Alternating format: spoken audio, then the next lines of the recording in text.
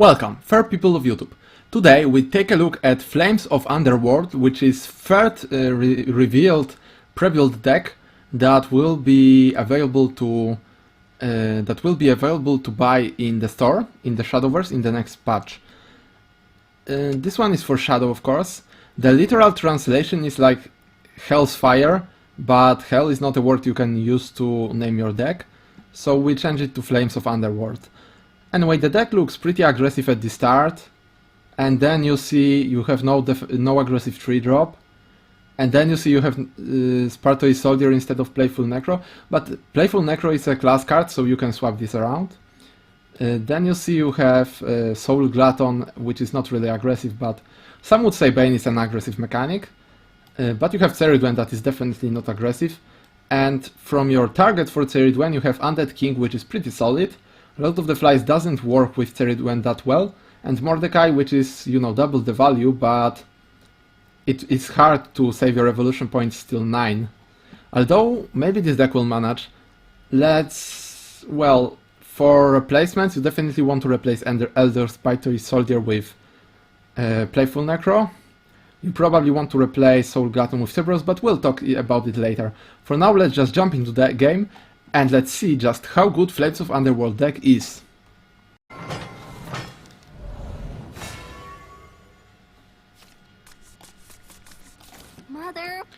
Alright, we found a game with Forestcraft. We are in Master Queue, so Forestcraft is pretty popular. We will keep the dev brand for possible... We are going first again, like, it's really a curse with this pre-build deck, guys. If you saw my 2 previous videos, we went first in all 4 games, and now it's a 5th game that we go first. We'll not keep Lord of the Flies.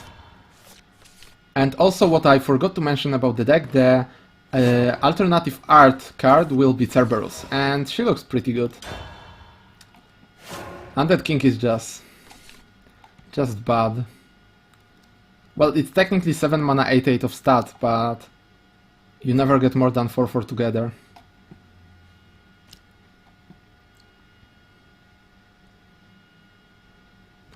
Alright, our opponent is a thinker. I hope you won't have to sit through that, guys.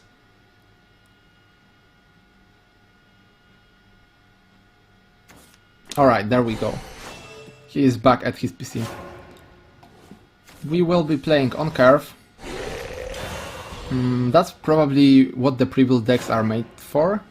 Like, all they have is curve. They don't really have any combos. They don't have anything like, you know, anything that is hard to pull off if you are new to the game. They just play with combos. And this deck is probably pretty aggressive, but we still have to trade for the fairy, otherwise the Ancient Elf will wreck us. Yeah, like, we even play the Deathly Widow with terrible necromancy effect. This is probably the worst necromancy effect in the game. Like, I mean, gain compared to Shadow Cost.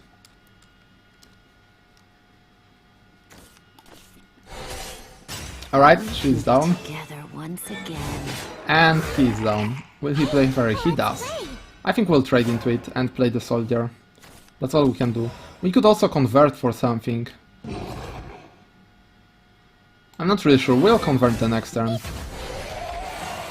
This probably dies to evolution, but as it is 4 attack minion, we'll actually be able to finish the job with our Skull Beast. That's why I kind of didn't want to soul conversion it yet.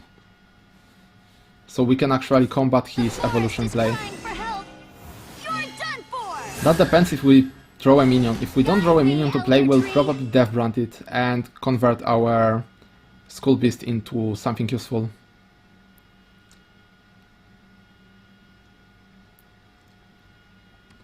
Or if he just trades for Skull Beast, then we have to go for the trade. Unless we pick up a like Soul Glutton, which can evolve into it, but he will trade for the stronger one, as he should. He kept his fairies, so I believe he will have Tia play. How do we play around Tia? We probably trade here and evolve Chiron.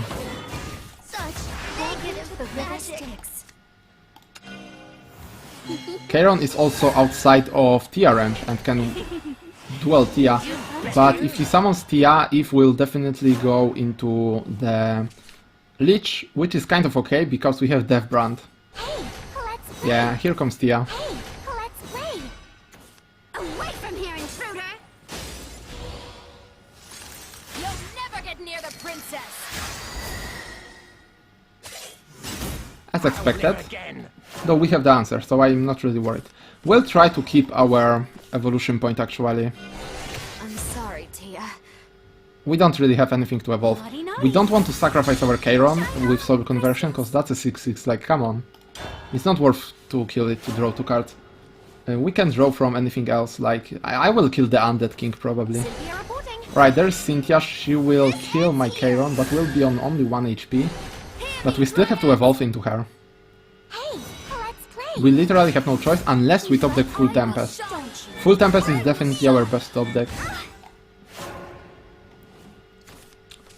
Skull Beast, when we can convert this for Full Tempest? Not so easy, but we can Undying Resentment. We won't have enough mana for Spartoi, but this also kills Cynthia and we don't use our evolution point. Stop. We are facing 6 damage on the board though, and he can play another Cynthia right now, which will add 6 damage to the board.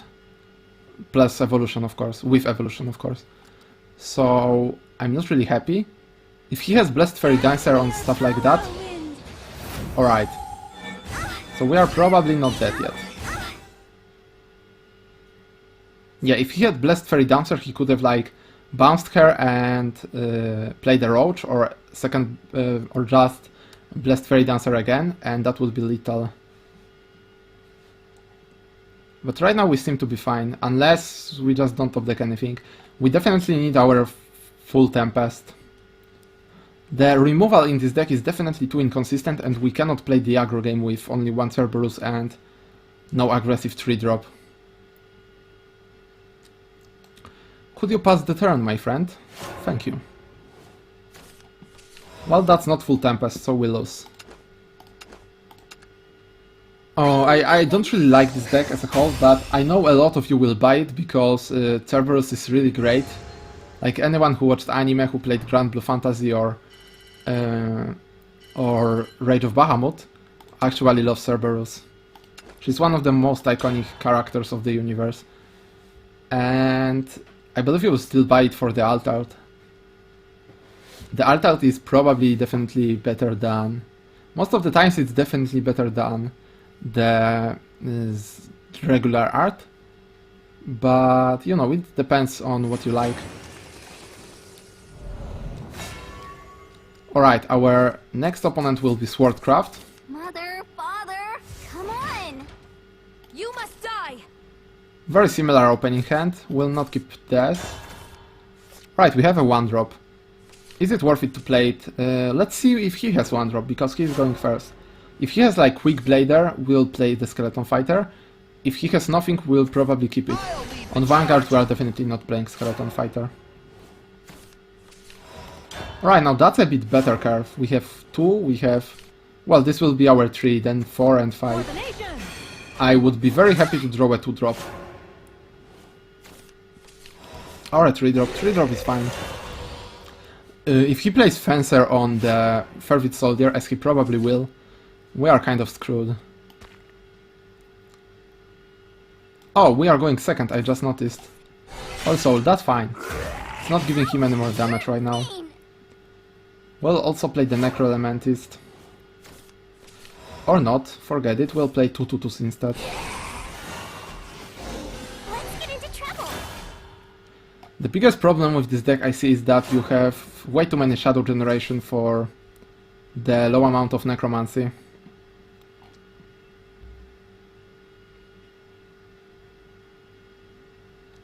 And that you cannot really play full aggro. Like, I would really see this deck better if instead of Necroelementist we had like Skeleton Knight or Rabbit Necromancer. I think actually Rabbit Necromancer is basic, or is it not? No, I don't think it's basic. Right, he is playing really defensive with this aggressive start. We want to stabilize this, and we'll probably use our evolution here. Just because I want to clear his entire board.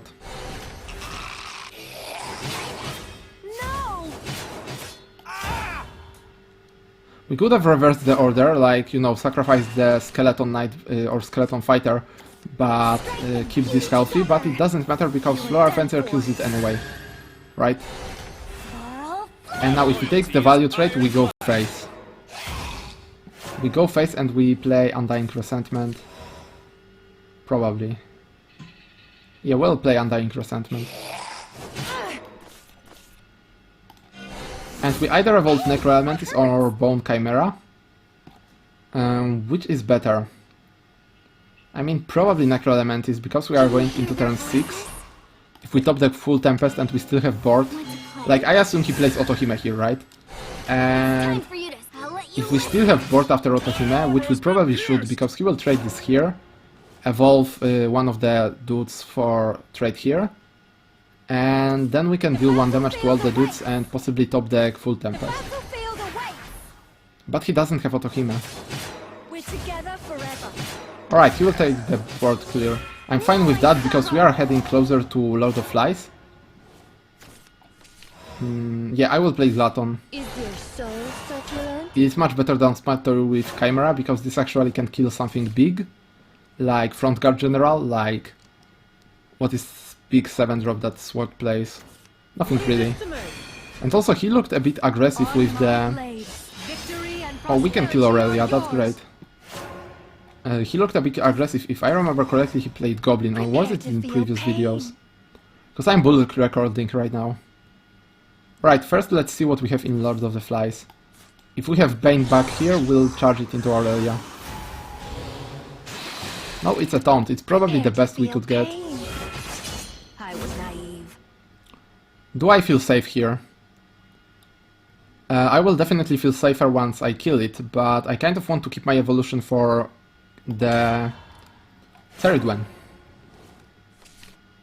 Because right now we have a lot of flies on board. The third one will summon him. Alright, that's pretty good, but our Lord of the Flies is living a turn. My loyalty is ironclad. My soul is tasty, isn't it? Alright, that's fine. It's definitely fine. Oh, that's a Bane bug. I mean the Drain bug. We'll Drain bug this. We will play Bone Chimera, evolve it. Or actually no, let's evolve the Fly Lord for face damage. I'll show you. And we'll summon the Conjurer, it will clear the Floral Fencer. Our Fly Lord is actually Detestable. safe right now. We can play the minion, it will ruin the Death Rattle of this, but I think I'm fine with that. Right, as you can see we have permanently more than 6 shadows, so I guess whenever we draw Necromancy we are able to use it, but I don't really feel the need for so much shadows. Anyway, we won our second game, versus Sword also, which is pretty impressive. The deck looks pretty good versus aggro decks, but I don't see how it can win versus anything like more of a combo deck like Forest, or control deck more like Elena Heaven. But since it is good versus aggro decks, it means it's good on early ladder, like, you know, from D to A. Yeah, pretty much not a bad deck overall. Let's see the list again.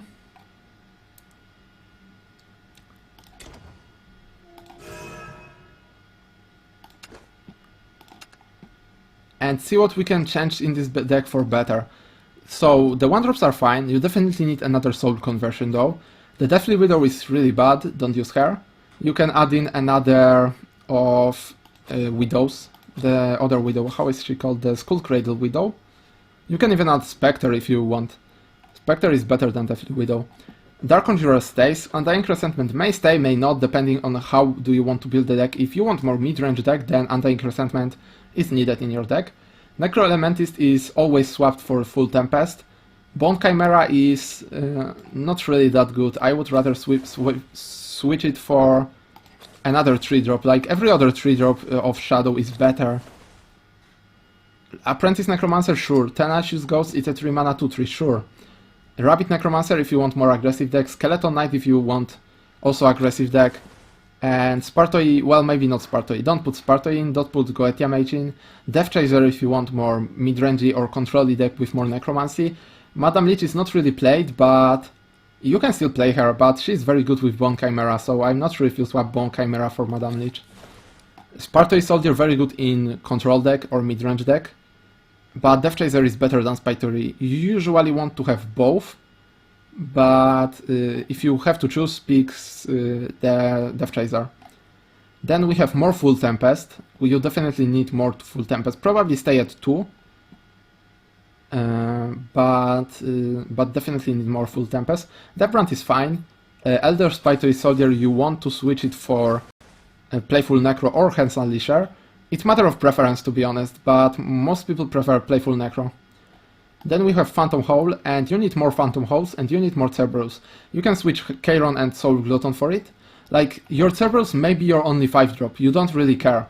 Cerberus is good enough for a 5-drop, like the standalone 5-drop in the deck. Ceridwen is rather bad in this deck. Death's Breath, you can play more Death's Breath instead of Undead King. And the last curve is, I say, okay. Like, this is some, you know, late game big minions that are on curve after your mid game. So you may put like second Lord of the Flies or second Mordecai in. If you want to play with like more Mordecai, you want to go into control deck, then you switch out the Phantom Howl. Well, you keep like 1 or 2 Phantom Howls. You should play 2 probably in every deck anyway. You switch out the... what do you switch out then? Well, definitely Skeleton Fighters and 1 Skull Beast, and you put in like Urds or stuff like that. Overall, the deck is pretty solid, has pretty good time versus aggro decks if you draw correctly, so I think it's pretty decent for a starting deck. And it will have the alt art of Cerberus that is pretty sick, so you can find the art online already. Just look up at official Japanese Shadowverse site. Or expect it soon on Twitter and English site as, you know, official English reveal. Anyway, that will do it for the video. Hope you enjoyed the video. Check out my Twitch channel, you can find the link down in the description. If you have any further question, it would be best to address me there. Peace out.